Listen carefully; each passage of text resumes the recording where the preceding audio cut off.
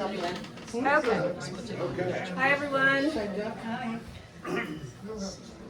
So we called this talk the Lawrence-Tonetti Waterfall, a history of peanut leaf Cascade from Snedens Landing to the Palisades Interstate Park.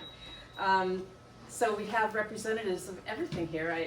I come from the Historical Society of Rockland, where we have an archive that was created when this book was written, Isabel Sabel's book, The Tonetti Years at Snedens Landing.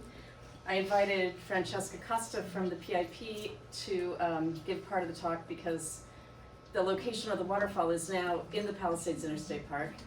And we're just so fortunate to have John Ratcliff here, live, authentic grandson of Mary Lawrence and Francois Tonetti. So I could have done, well, that's going to be a problem if I can't advance. You'll have to remember.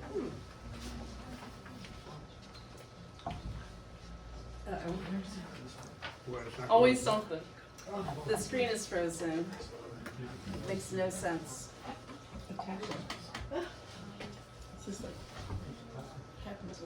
Technology at its finest. Yeah. Stay away. There we go. Opening it up again? Something Here, I'm just gonna unplug this so no one sees yours. What's that one?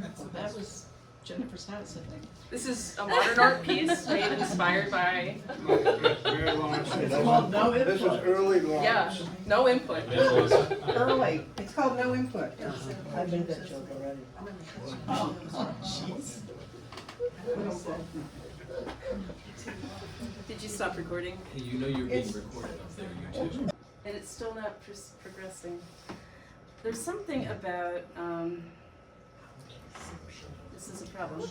There. There it goes. There we Okay. go. There you go. All right, Okay. let me go back if I can. So now you see all of our names, and now I will, oh good, it's all working. Oh. So, the waterfall, what did you all call it? Waterfall. Okay. Waterfall.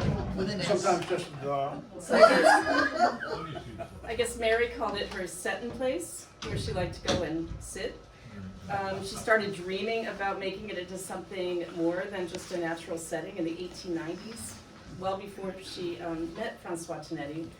At that time, she was being mentored by Augustus St. Gaudens, one of the foremost sculptors in this country.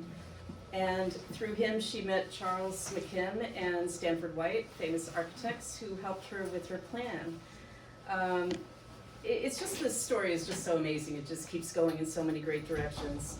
Then together, after they were married, they continued working on the pergola, and they made 2 swimming pools. I just love this part, you know, out of the natural stream of water coming down the hill. Many parties were held there, and I suspect some of you maybe even attended those parties. And I guess the special Tonetti dish was spaghetti, Tonetti spaghetti. The story is one of the best stories I've ever heard, and I'm just so pleased to have become acquainted with it.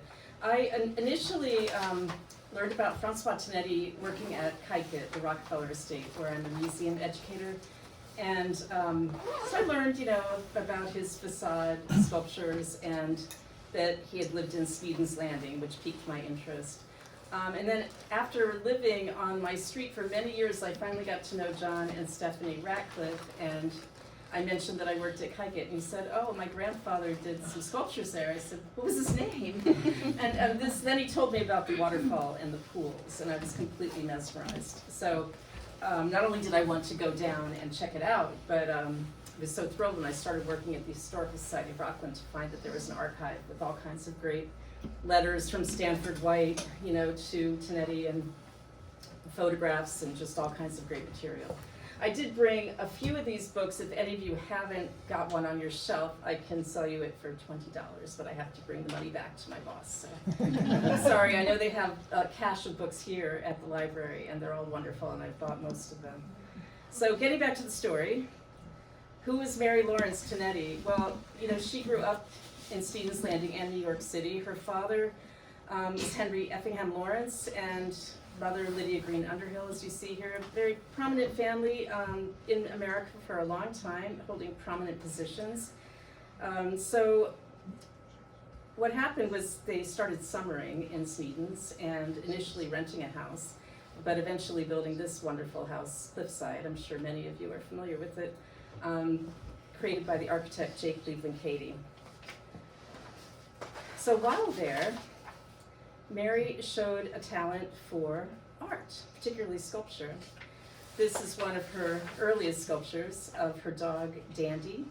I'd like to think that this little scrappy thing, maybe that's Dandy. But as I learned more about Mary Lawrence, I became more and more enamored of her. So, while going on a trip to Europe as a young woman, she sketched everything she saw, and I just really particularly enjoyed this sketch of a dog in Vienna that was pulling a cart. And here you see her sense of humor. I don't know if you can read it, but you see the dog is thinking, "Where's my carriage gone? Oh, I see it." Another one, self-portrait, kind of famous. She put over here the idealized version, the dressmaker's version of what she should look like, carrying a parasol with dainty boots and a lovely dress. And over here, this is Mary in reality, she underlined. So you see, it just captures her personality, out walking in the woods, sleeves rolled up, comfortable boots, no pretense. And here, later in life, these were some photos from our archive. There she is at Pirate's Lair, where she lived later in life with some of her dog companions at that time. So getting back, so how did Mary Lawrence achieve some fame as a woman sculptor at that period of time? Well, it was really all about Augustus St. Gaudens. And the fact that they even met at all is just a miracle. It turns out that Augustus St. Gaudens' father emigrated from Dublin. He himself was French, but he made shoes, and he made very fine shoes, and sold them to wealthy people. One of his clients was Henry Effingham Lawrence.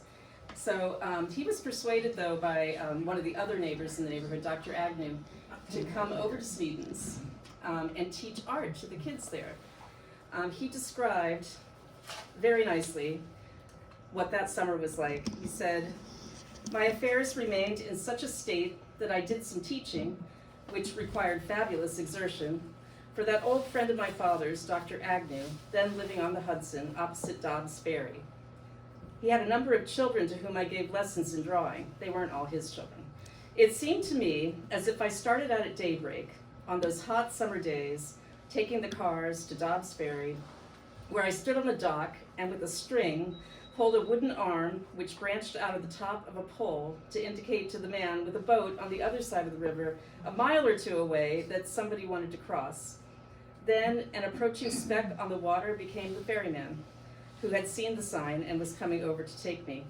On landing, I climbed a steep hill in the hot sun and taught the young pupils, who, I'm afraid, were not as much interested in what I had to say as they should have been. They have since become among the most charming of my friends. And Mary Lawrence was likely one of those charming children. So, because her parents saw, that this young man was achieving greatness in the world of art, they decided to send their daughter Mary to Paris to study. And this was kind of amazing in and of itself. And in Paris, she continued to associate with Augustus St. Gaudens. Eventually, she got the commission for the statue of Columbus for the World's Fair and became famous herself, eventually helping him teach students at the Art Students League. I'm just showing a few sculptures of Augustus St. Gaudens. You see Diana electroplated in gold. This was atop the original Penn Station. No, No? no, it was Madison Square Garden. Madison Square Garden. I'm so sorry. Thank you for that. You're welcome, Um, sorry. No, that's okay. If I don't look at my notes. It's in Philadelphia now. This is a collaborative project, by the way. I meant to say, I'm just giving a background now, but once we get into the meat of, the actual waterfall and the family, please jump in with any remembrances or anything you want to say. There is a version of this in the Metropolitan Museum of Art in the American Wing, so you can see it in the courtyard there. This was a grave sculpture that he did. It's the Adams Memorial. And what's really interesting to me about this is just how he shrouded the woman's head, really captured her grief. It's a rather famous sculpture. He collaborated with Stanford White on the surround. There's a wonderful bench surrounding it. It's not in this picture. And one of his most famous sculptures in Boston the Shaw 54th Regiment Memorial that commemorates the efforts of Colonel Robert Gould Shaw and his regiment of the 54th Massachusetts, one of the first Civil War regiments of African Americans enlisted in the North. I mean, you could do many lectures about Augustus St. Gaudens, and there are some really good ones out there if you want to look around on YouTube, but he's a fascinating man and a big influence on Mary Lawrence. There's a picture at the Art Students League. I'll use my cursor to show you. There's Augustus St. Gaudens.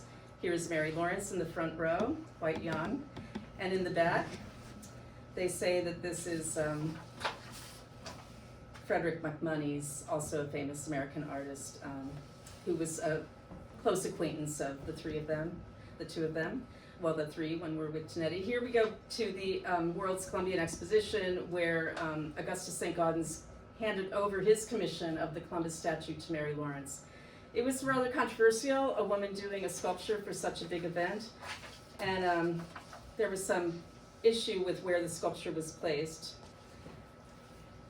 There was a man there, what was his name? Millet. Thank you, Millet. Frank Millet, who objected to the prominent placement of the statue since it was created by a woman. He proposed moving it to a spot near the train station. But St. Gaudens really fought it and said, see if I can find it. Well, basically what he said was, if you move it an inch, I'm out of here. And he was director of all artwork at the exhibition, so they suddenly realized that they better toe the line and keep it where it was. Well, he was also a superstar by then. I'm sorry? He was already a superstar by then. Oh, yes, absolutely, absolutely. So he said, Mr. Burnham was extremely anxious that I should undertake the entire development of the sculpture, but this was entirely out of the question. My pupil, Miss Mary Lawrence, now Mrs. Francois M.L. Tonetti, modeled and executed it, and to her goes all the credit of the virility and breadth of treatment which it revealed. So if you see here two different pictures, we have one over here with a signature at the bottom, but this one I really love because there's an error. It says Statue of Columbus by A. St. Gaudens. Oh my And, God. oops, let me go back. And over here, I believe it was Charles McKim that sketched in and M. St. Lawrence, like her St. Lawrence. He had fallen in love with her at this point, but she did marry Mr. Tonetti. And here we go, marriage and motherhood. So this is really interesting, to be really beautiful pictures. This is a picture in the studio of Mary Lawrence and Francois Tonetti working on a sculpture of this Native American man. And you see here jumping a few years ahead, she's pictured here with all of her children. Now at the time that she decided to get married to Francois, St. Gaudens was rather upset because he felt she had such talent and she would never be able to be a sculptor once she became a mother. He said, all right, he said, Mary Lawrence is going to marry Tonetti, half Italian, half French, Fawn, who was Mac's assistant for many years, Frederick McMonnies. He is a regular picnic feller, and she is a regular picnic girl, and I suppose there will be lots of festive children. Well, here they are. Having a word. She had a total of 6. Oliver unfortunately died a few days after his birth in 1901. Then came Anne, Lydia, Joseph, Marie, Chrissy. Chrissy, John Ratcliff's mom, who's known as Chrissy because her birthday was near Christmas, and Alexandra. So, really beautiful family. And Francois Tonetti did continue to sculpt, of course. He had taken over part of her studio before he was even married to her and kind of kept squeezing her into a corner, but I'm not trying to paint him as a terrible, he was a wonderful man. You can see by the picture, whom I think he actually does look a lot like you, John. He had a big personality and really We'll talk about later. very talented. So he was born in Paris. There's a very interesting story about his childhood. His childhood was rough, but his father's childhood, because his grandfather had been at war, and when he returned to Genoa part of Italy, he discovered that his wife had a young child, and he did the calculation and figured it couldn't be his child. So he went off, sought, and killed the father, who happened to be a Catholic priest. After this, he took the name, how do you pronounce it, Dotzi? Dozzi, and he fled with the family to Paris. So this is Francois' grandfather. There he opened up a marble shop. His son, who was named Benjamin, grew up to be the father of Francois Tonetti and two girls. Benjamin and his father worked as sculptors models in addition to working in the marble shop. So this is interesting. They are immortalized in the figures of Satan and Saint Michel by Francisque Duret, which stand today at the head of the Boulevard Saint-Michel in Paris. Has anyone gone to see those sculptures? No. See, now that, I wasn't really planning on going back to Paris, but now I might have to. Anyway, very interesting. They lived this life in the art world, but despite the work, Benjamin and his family were quite poor.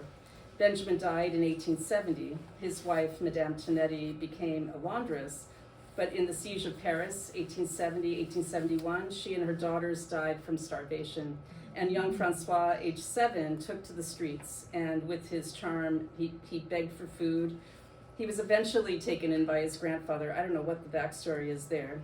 But grandfather took him in, put him to work in the marble shop, where he learned to cut marble and caught the eye of someone who would become a major benefactor, Oliver Pallier, a member of the French Academy, who then took Francois into his home and ultimately sent him to the École des Beaux-Arts. So there he was professionally educated and became acquainted with all of these other people, eventually working for Frederick McMonnies. So, what were some of his greatest works, Tonetti? I told you about the sculptures at Kaiket, and I'll show you a picture, but I'm really so intrigued by these sculptures. Do you know this building down at the tip of Manhattan? This is the Customs. Alexander Hamilton's Customs House that is now home to the National Museum of the American Indian.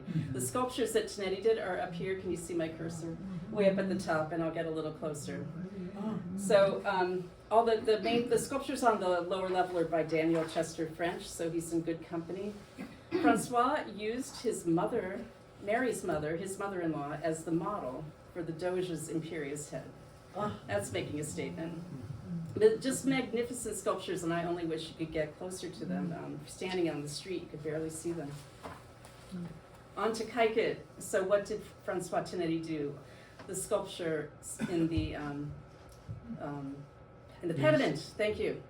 So we have Demeter and Apollo, a Roman eagle, these festoons underneath, and then the putti holding up flowers. Get a little closer there. Do you want to tell the story of when you first saw these putti? Yeah, my sister Alex and I, a number of years ago, decided to go see Kaiket. We had heard, about it, but we really did not know before going there that our grandfather was very instrumental in doing a lot of sculpting for the property. So as we're driving up there in this little jitney bus, the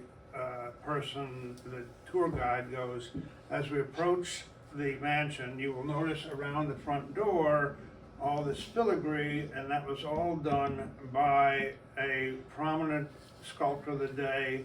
Tonetti was the last name, and I look at Alex and she looks at me, okay, this is going to be interesting. So anyway, we continue, and the tour guide is going, Tonetti did this, Tonetti did that, and by, half hour later, we're like, ho hum, okay. So anyway, we get outside, and there are these two urns like this on, if you could back up one page there, and I'll just show where it was, okay?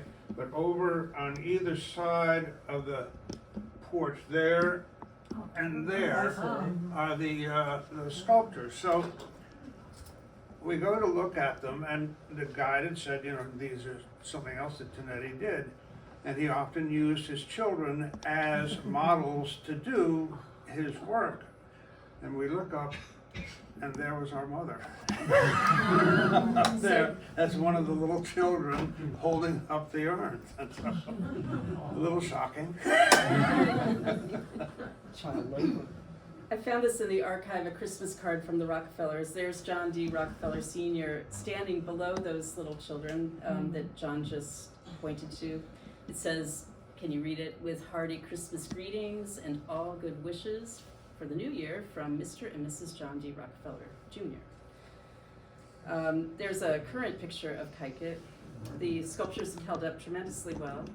I wanted to say about his choice of Demeter. he always thought that the ideal woman would be like the goddess Demeter, a goddess of fruitfulness and art, and he saw in Mary Lawrence his Demeter. He thought she'd fit the bill perfectly. So I like to think of these sculptures at the top, Demeter and Apollo, as Mary and Francois. He seeing himself as the god of arts. He did the fountainheads at Cascade as well. Many of the fountainheads really charming. This photo on the left is from our archive, so you can see the entire sculpture. Usually half of it's underwater. These other sculptures, I took a picture when I was there. They're in the. Has anybody been to Cascade? I imagine a lot of you. They're in the formal inner garden by the tea house. So this one though really grabbed my attention. This was a sculpture that he did on his own, not by a commission.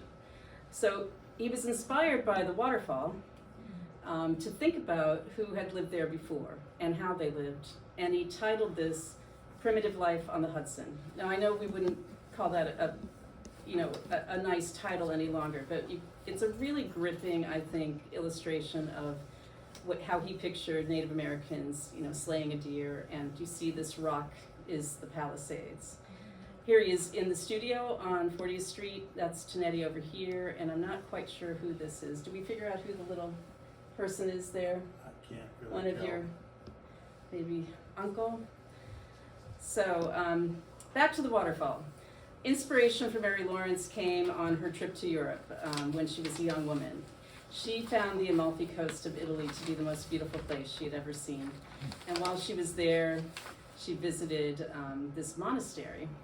The picture with the monk is old. At the time that she visited, it might have looked like that. So she saw there a pergola of columns, and that really gave her an idea for what she wanted to do with the waterfall.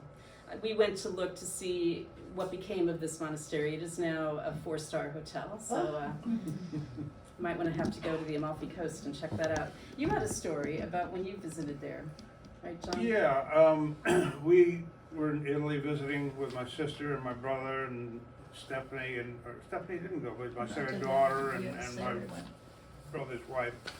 Anyway, we went to Positano and stayed a couple of days there, and then we're heading back. And as we're driving along the Amalfi Coast, my sister says, "Pull over here," okay? So we do. And she gets out of the car, and literally, there's a door in the side of the cliff there. And she goes over and presses a button, and it's an elevator. And, come on, let's go, okay? And so it's going, this is getting weirder by the moment. So up the elevator we go, and I'm looking out, because it's got windows in it, which is kind of unusual. Anyway, I saw all the infrastructure of the elevator with these rotted out girders and everything like that. But we get up to the top, and there's this walkway over this pretty deep crevice, okay? The walkway was like bouncing like this as we're walking across, but we get over, and on the other side was this monastery dating back to, I think, the 1600s or something to that effect. He was no longer there, but that was the inspiration, because it was a whole long walkway, as you can see here, with all these columns and seats along the way. And so that was her inspiration, and seeing that and then visualizing it, transporting it from Amalfi to Snedens, why, and the rest is history. So, the waterfall, the color version is a painting that hangs in John and Stephanie's house, and you can see their fountainheads that were crafted by, I believe, Francois. There's a lot of structure there, and it held up the swimming pools. There was even a changing room and this little alcove for displaying the sculpture. Did you want to say anything about it? Well, yeah, the way it worked, okay, up above here is a staircase. It came down, and kind of over there was where the swimming pools were. There were two of them. There was a smaller children's pool, and then it had a spillway that went from the children's pool into the adult pool, if you will, which is about 8 or 9 feet deep, okay, and then a spillway that went into the brook that went on down to the river.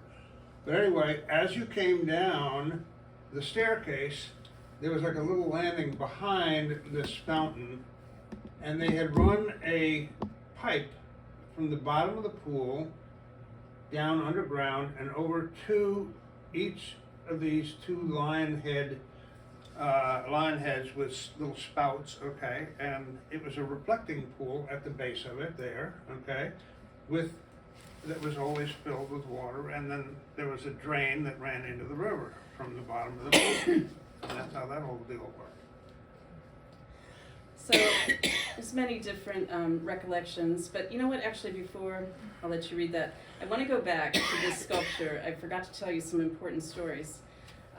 First of all, just getting the deer to be able to model for this sculpture, he borrowed it from the zoo. And when it said the You animal can do that sort of thing then. from the Bronx Zoo borrowed a stag. The animal was set in a cage, but since it arrived on a hot day, Francois thought it might be more at ease if he removed it from the cage. So he let it out, and once outside the bars, the stag ran amok, butted over and smashed things in the studio and created general havoc. Francois, in real terror, seized a shotgun and killed it. So, I guess, you gotta keep a shotgun in your studio. Then, thrifty Frenchman that he was, he walked to the corner butcher shop to get help skinning and carving it up. Mary, meanwhile, arrived back at the studio, found it a bloody mess, with the stag dead and no Francois in sight. She was reaching the panic stage when Francois re-entered with the butcher. So he had to pay the zoo for the stag, but for days there was venison on the menu at home, and for his girls that winter they had intriguing new coats with deerskin collars, muffs, and cuffs. Palisades Presbyterian Church in a kind of a ramshackle house. And I probably don't need to describe it anymore, and hopefully the owners aren't here to hear me say that, but that is where Marianne lived. And she was a very lame woman at that time, and probably in her 80s. So a group of us were assembled to go get Marion and somehow get her down to the waterfalls. So I drive up to her house. We managed to get her out of her house into the car, drive her back down the hill, all the end to the end of Lawrence Lane, and there was a path through the woods, which unfortunately doesn't exist anymore, but through the woods, and I'm saying that the path is probably half the width of this table here, and four of us somehow were trying to figure out, okay, how do we do it from this point forward? Now, fortunately, right by the path, a house was being built, and I started to kind of look around to see if there might be anything that we could use, and I came across a very old cement tub. Now, cement tubs back in those days, they were a big wooden box like this, okay, and it had four handles on it, two on that side, two on this side. And I said, this is it, okay? So we kept Marion in the cement tub, hoist her up on our shoulders.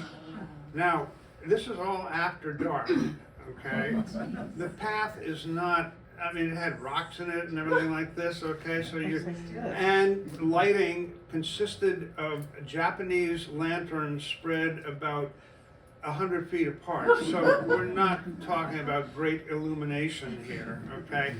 And as we stumble down the path, there's Marion sitting up there very regally going, well, isn't this wonderful? And I'm thinking, one false move, lady, and we're all over the side here. Down into the river we go. But we did deliver her there, okay, to a round of applause from everybody.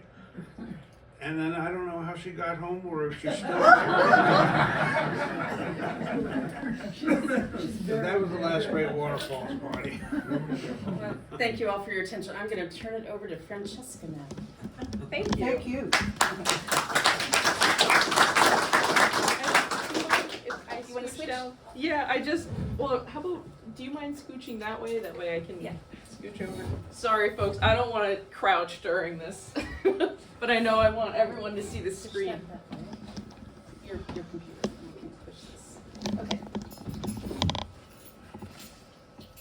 Hello, everyone. So now you've heard a lot about Mary Lawrence and the Tonetti family, so you know the who, but I'm here to focus on the where of the story itself. So here's a present-day photo that I just ripped off of Google Maps, but if you've ever been to Piermont and you walk along the pier itself, you will have a wonderful view of this entire scenery. And the part that we're talking about is Snedens Landing. I actually went a little bit before the Lawrences purchased the property. We're talking about Snedens Landing right here.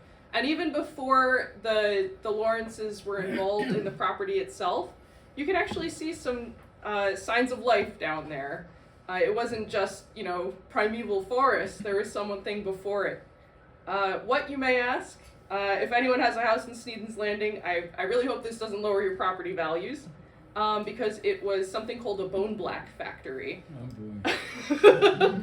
And what is bone char? What is a bone black factory? Here's Olmsted's take during a tour of pre-Central Park. The low grounds were steeped in overflow and mash of pig sites, slaughterhouses, and bone boiling works, and the stench was sickening. It was so sickening that at some point in this exact time period, there actually was a law in New York City that forced every one of these factories to be outside of a certain city limit.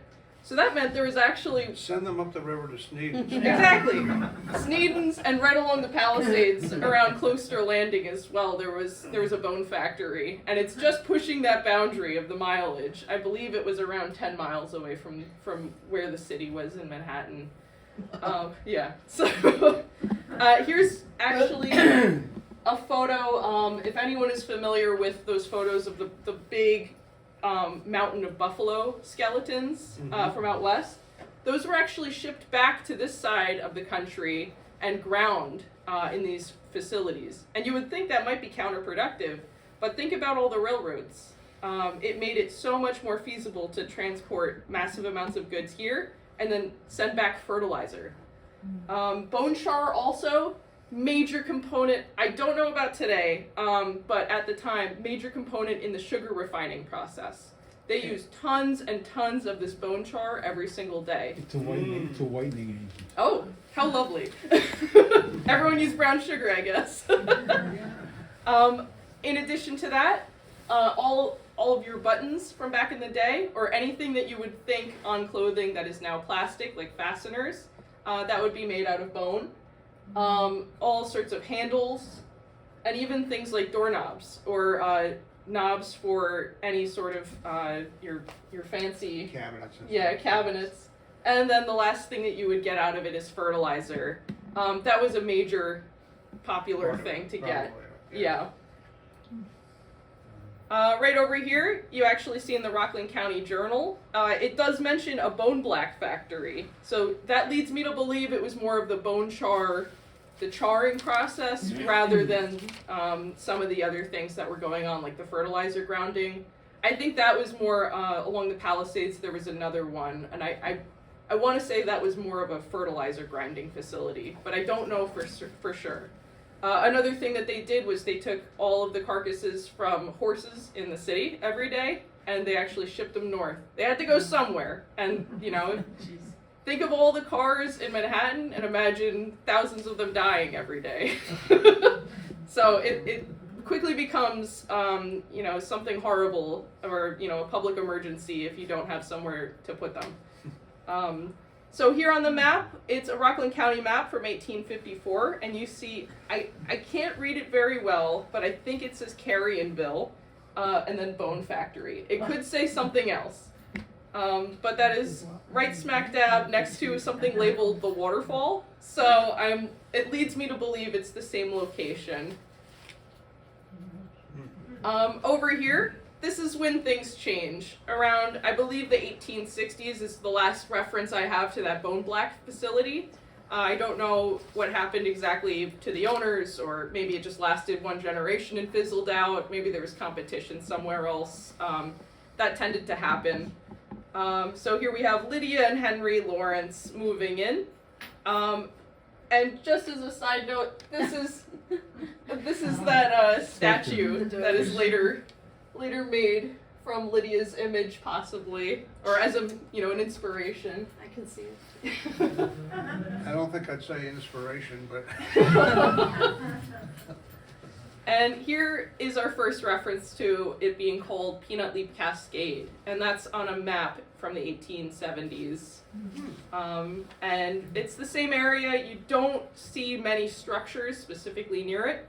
I know from census records that they kept farm animals. I think they had like a crazy amount of chickens, and then things like cows, livestock, and also a lot of farming goods. Now moving into the 20th century, we've already discussed a lot of the details of this area, and all of these beautiful photos. I think even after Mary Lawrence passes away, I think it's a wonderful thing that the artistic actually seek out this area. They're drawn to it. So even after Mary Lawrence passes away, that legacy kind of lives on, and we're gonna delve into that a little bit later on. During the 1940s, one interesting thing for me is our park has been in existence since 1900. That means we have annual reports dating back to 1901. That also means that any significant event that happens in the local area, we usually have our own perspective on it. So here we have the Alpine Boat Basin is situated north of the Alpine Yonkers Ferry Plaza, yada yada yada. The hurricane, which occurred on September 14th, 1944, caused considerable damage to this basin, demolishing the superstructure on the riverside and damaging the south and land sides. And then it goes on to say it will cut capacity for boats. So this was a major hurricane known as the Great Atlantic Hurricane. And not only did it impact our park immensely and all of our structures, but it also impacted Mary Lawrence's setting spot. And you can see how damaged it was after that one event. And it was rebuilt from that. Unfortunately, she passes away by, I believe it was 1945. correct. So a year after this was taken, which is very sad to think about, but it's great that a whole new generation got to experience this area for many more decades to come.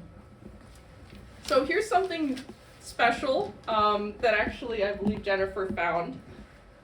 This is Pat's Birthday by Robert Greer. It is actually a little short film. Like a larger? I don't know. Oh, there it is. So, oops. Hold on. No, those were the credits there. There you There go, we you got go. it. Yeah. There you go. So, this is in the 60s. This is before this became public land. I don't know if they had permission to be here, but they filmed an entire avant-garde film, mostly down below, swimming in these swimming pools. And I'm sorry the film... There's the main swimming pool right there. And in a moment we will see Joe Hyde in there.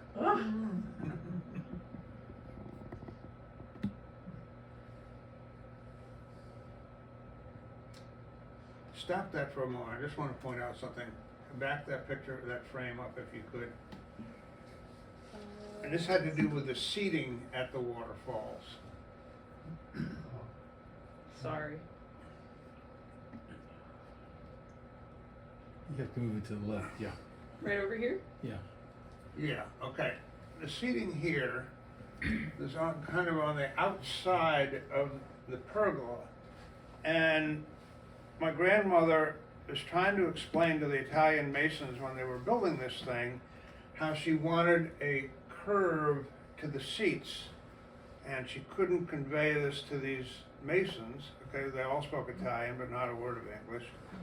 So she finally got the idea to please pour fresh cement into the various different forms there, and I will show you the curve that I need. So he did, he understood, and then once the cement began to settle, she just sat down in the wet cement. And he goes, oh yeah. Like these, huh? So that, If it works, it works. right.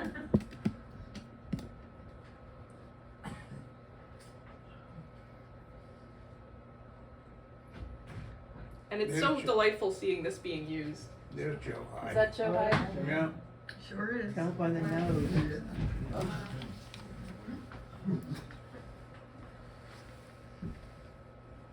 And when me and my boss, Eric Nelson, watched this for the first time, he was so surprised to see how deep the pools were. He'd only seen them, I guess, half filled, Mhm. so he didn't realize how deep they were, and that you could actually get some swimming done in them. Oh, yeah. You know, your normal Picnic wear. Flower child. flowers right in your Balloon. collar, a balloon hanging off of your belt.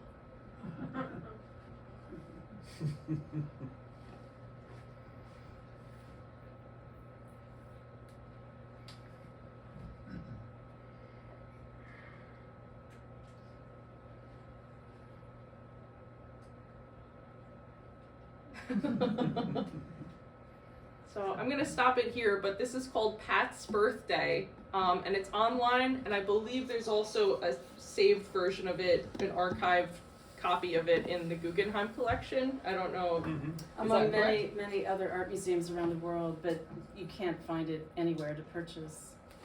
Yeah. But it was just so nice to find it because I could finally understand what these swimming pools look like. Couldn't find any actual pictures. There's lots of pictures of the pergola, but not of the swimming pools.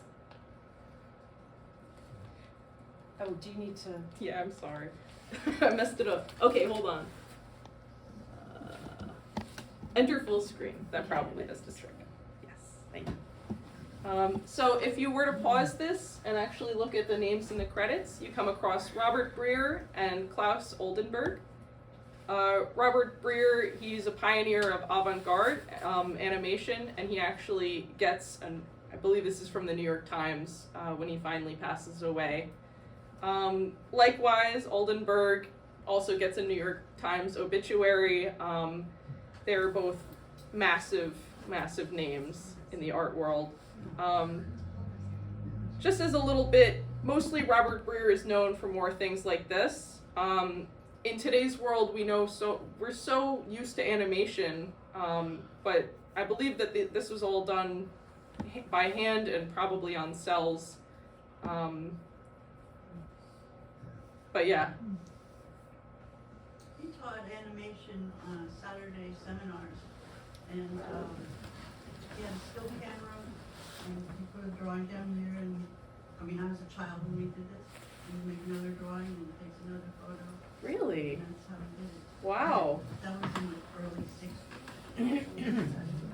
Yeah, that's right around the time he's filming this. That's so cool. Of course you did. So that's Robert Breer. And if you know Oldenburg at all, you might know him from some of the massive sculpture work he's done. Also, Pat from Pat's Birthday possibly refers to his wife at the time. She eventually divorces him. It seems like sort of a love-hate relationship, and it gets kind of messy. But here's a photo I found of her. And she's also actually in that film as well. Here are some other names. If anyone knows anyone, it might have been more local Lucas people. Samaras, yeah, sure. He's Joe local? Hyde. Don't you know Joey Hyde? He was a famous, I don't know if he's a New Yorker, I think, but I don't know if he lives up here. Oh, interesting.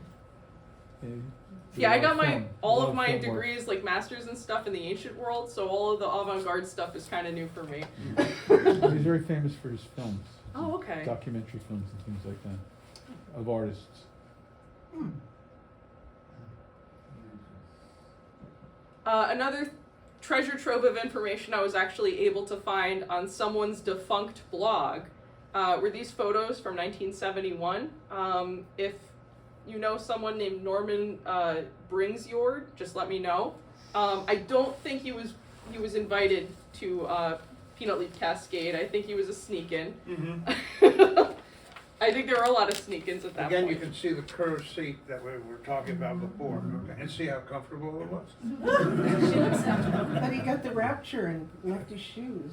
Oh, keep an eye on the shoes. I'm gonna go through, these are still images, but it becomes very interesting. Keep an eye on the shoes, and also keep an eye on where that fountain is. Yeah. Oh. Oh. Oh.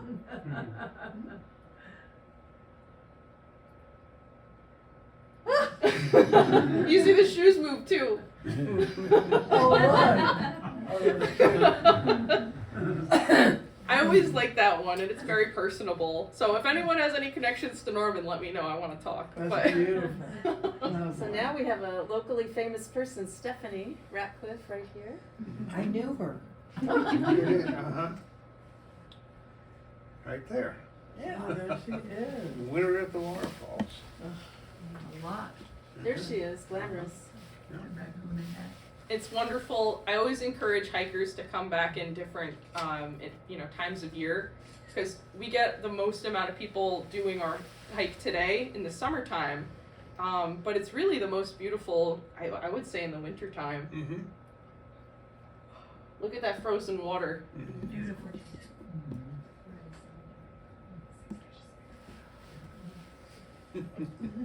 And so here's more from Norman. If you look now, it's 1970, 1971-ish. And this is how you can sneak in at that point. You park on Old 9W with your car, and then you get out, and you start walking. And there's a few different photos in different times of the year. But Mm-hmm. Did you want to jump in? No, I just remember doing that, okay. Then you gotta slide your way down the very steep pass. Look, you can see his friends doing it. You can see And this is a cool top view of the pergola. right down there is where it is. Oh no, what am I saying? Right over here. You're close. Somewhere there. You're close. And I love these photographs. We used to climb up there. I climbed up there Really. when I was a kid. Now And you, jump into the water. I mean, here you can see, this was the children's pool, and this was the spillway here that went over into the bigger pool, which looks only half full down there, but that's how the whole mechanism worked. This is looking up. This is, I assume, after a big storm. Mm. What was the source of water atop the cliff? Was it simply runoff, rain runoff? Yeah. Basically, the Palisades have a very thin layer of soil, and then it's just rock. So it either rushes down into the valley, and then there's like basically a tipping point where it just rushes right off the cliffs. So now we're actually experiencing way more flooding, and we're actually getting surprise waterfalls out of nowhere that used to not be there, but only during flash flooding events. And so now our engineer has to account for that in all of our plans. So around 1979, remember I talked about our annual reports? They're a great source of information for when we acquire properties as well. So by 1979, we acquire this wonderful piece of land, and we get periodic updates about it. Basically, it was an acquisition. Although it's on the New York side, it was operated and maintained by the New Jersey side of things. That's where I come in. I'm from the New Jersey section. We have counterparts in New York City or New York State. Basically, the choice was either to make the Tonetti Waterfall its own state park or just give it to us because we're right next door. Mm-hmm.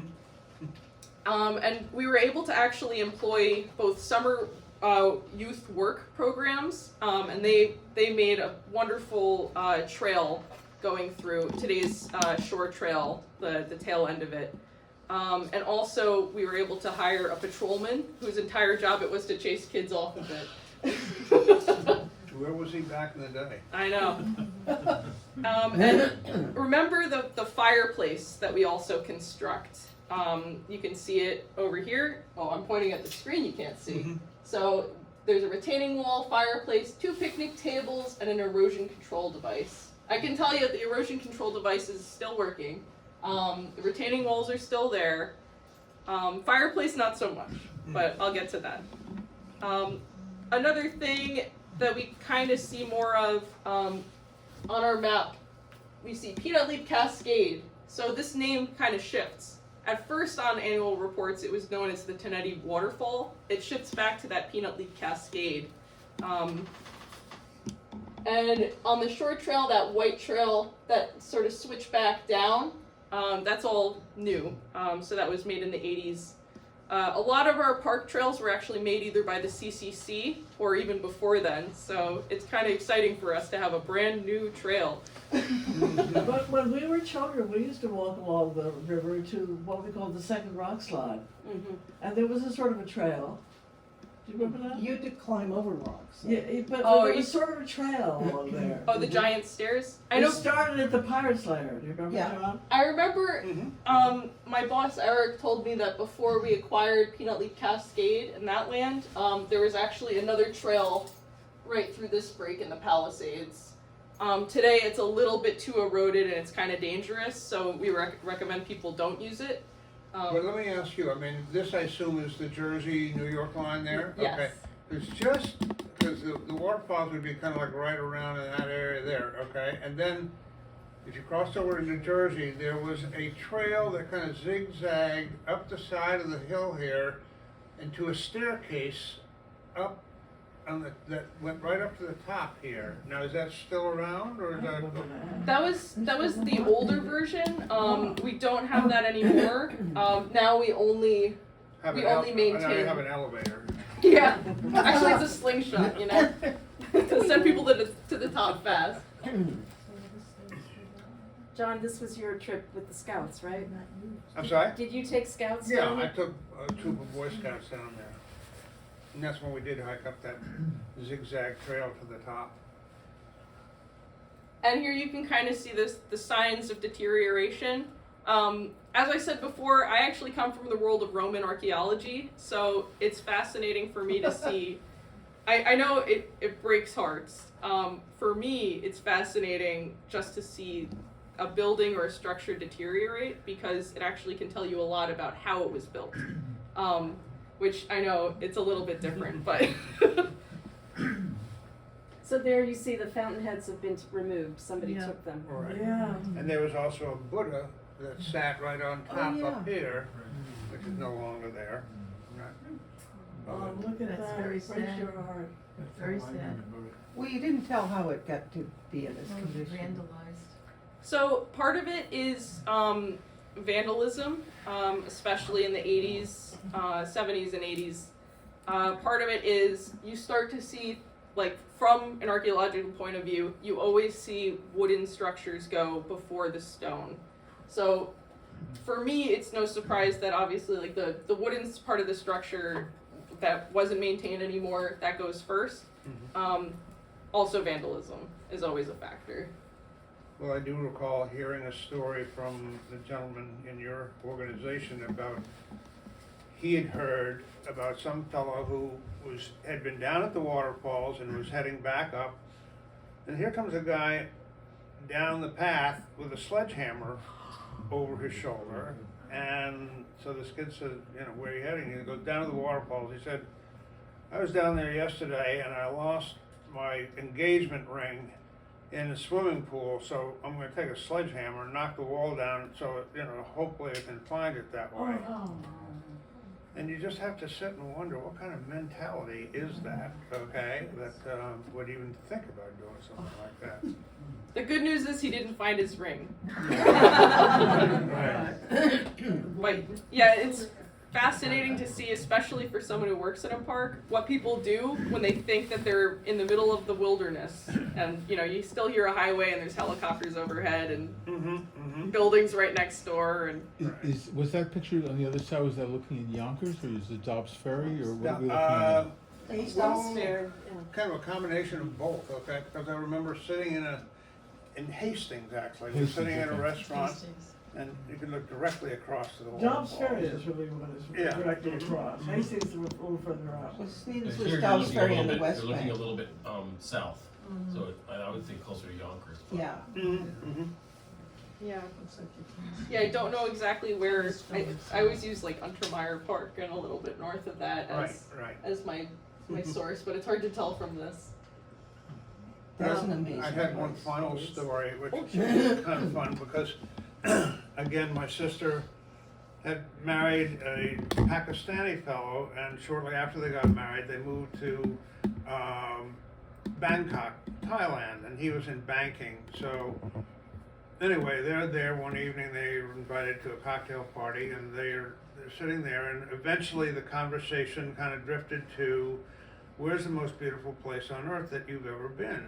You know, and immediately somebody, you know, the Taj Mahal is just not to be beat, you know, is just amazing. And then somebody else said, well, Paris, as far as I'm concerned, the whole city of Paris is just magnificent. And eventually some little guy goes, you know, he said, they're all great. I've been to every one of them. He said, but for my money, he said, I was visiting in New York, and I had a friend that lived in New York City, and it was a Saturday, and he said, why don't we take a drive up the river? He said, I want to show you something.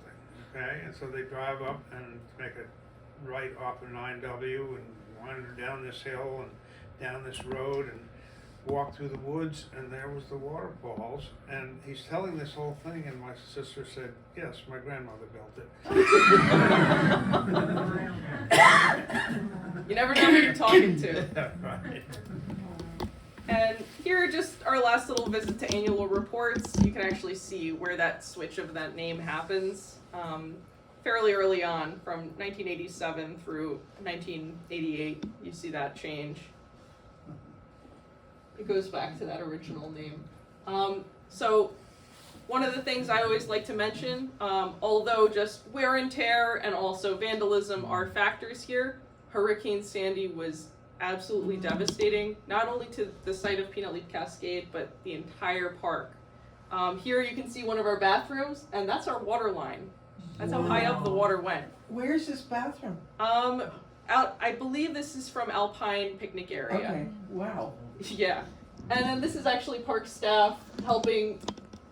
Basically, we got so much flotsam inside, they had to pick out the man-made stuff first.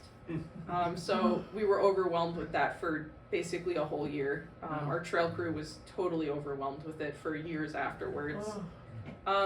Here is what we lugged out, and I say we as the royal we, I wasn't part of this. But this is what our staff actually lugged out of that Peanut Leaf site. Oh my God. And they had to take a boat.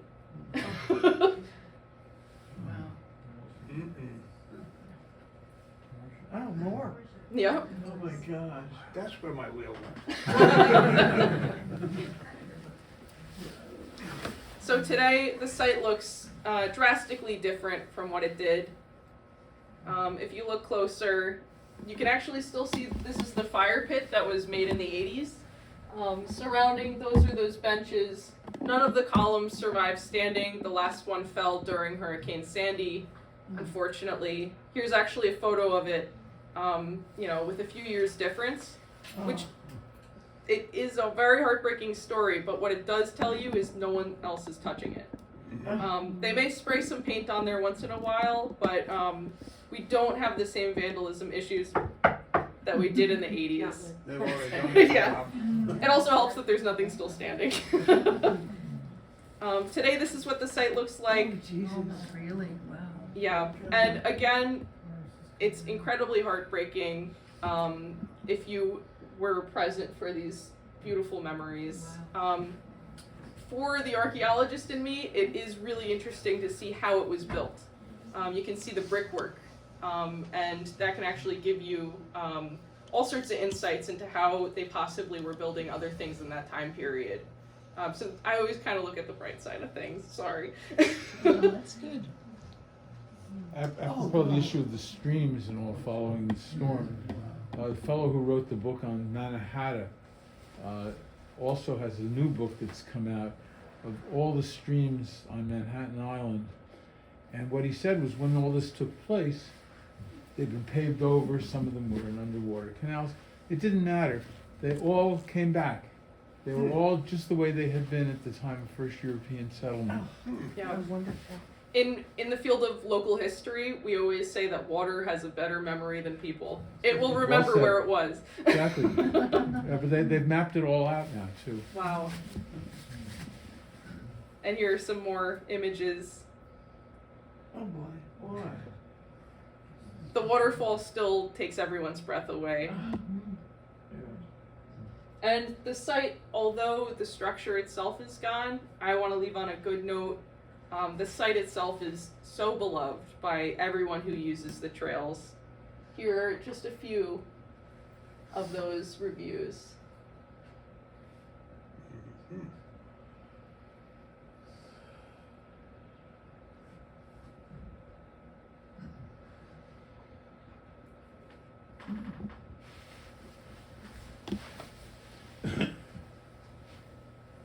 So it is still loved by the public, and you know we'll do our own job remembering the past a bit. Thank you. Thank you. Any other questions, comments? Yes.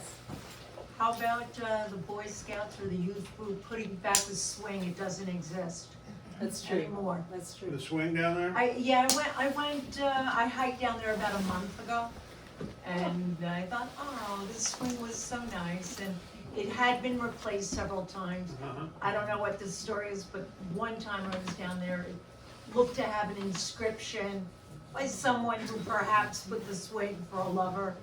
Now there's just nothing there. Mhm. Yeah, actually, like as a park thing, we don't put any swings anywhere. That's just Aw, like, too bad. Somebody yeah, else do it. yeah. So that's all the public that does that. So sometimes we sort of know about things like that, and we either leave them up or trail crew doesn't take them down or anything.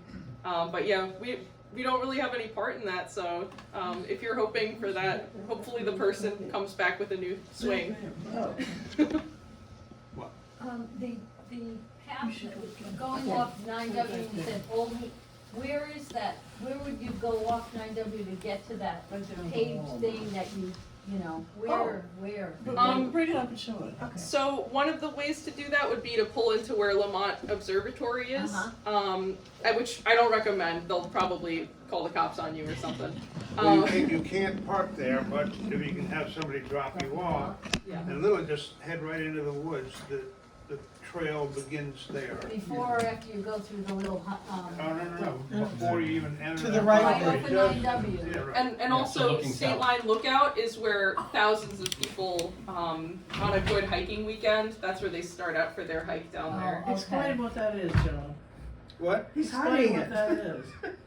Oh, this is a painting, of course, of the pergola back in the day by Churchill Ettinger, who was a artist who lived in Snedens for a while and captured it in its all its beauty. Yeah. Very nice. There's a Society for Is this the one Industrial from your? It's mouses. Oh, it's Mouses. Oh, Local okay. chapters in New Jersey and New York. Okay. Look them up on the Society for And Industrial your own Archaeology. waterfall. Yes, Real sir. good job. There's a lot of people. What did you mention about Caryville? Industrial, it doesn't matter. I'm sorry, say it again? Caryville, I believe Francesca Yeah. told about that? So that was just on a map I saw from the 1840s. It was either Carrionville or Caryville. I don't know much more about it.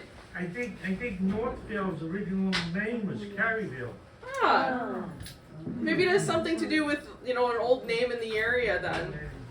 But carrion means dead bodies. Yeah, I'm hoping it's something nicer than that, like Caryville. You were talking about the horses. What would they do? Just bury the horses in Snedens Landing? No, actually it was more of a processing Yeah, facility. they grind them up. Oh, Yeah. like a factory. And unlike if you were looking at census records, most people in the surrounding area are illiterate. They're going to school as children. Most of the people working for these bone factories are new immigrants, either from Ireland or Poland, and they are illiterate. Their children are also working with them. They aren't going to school. I tried desperately to keep that standard going in Snedens when I was.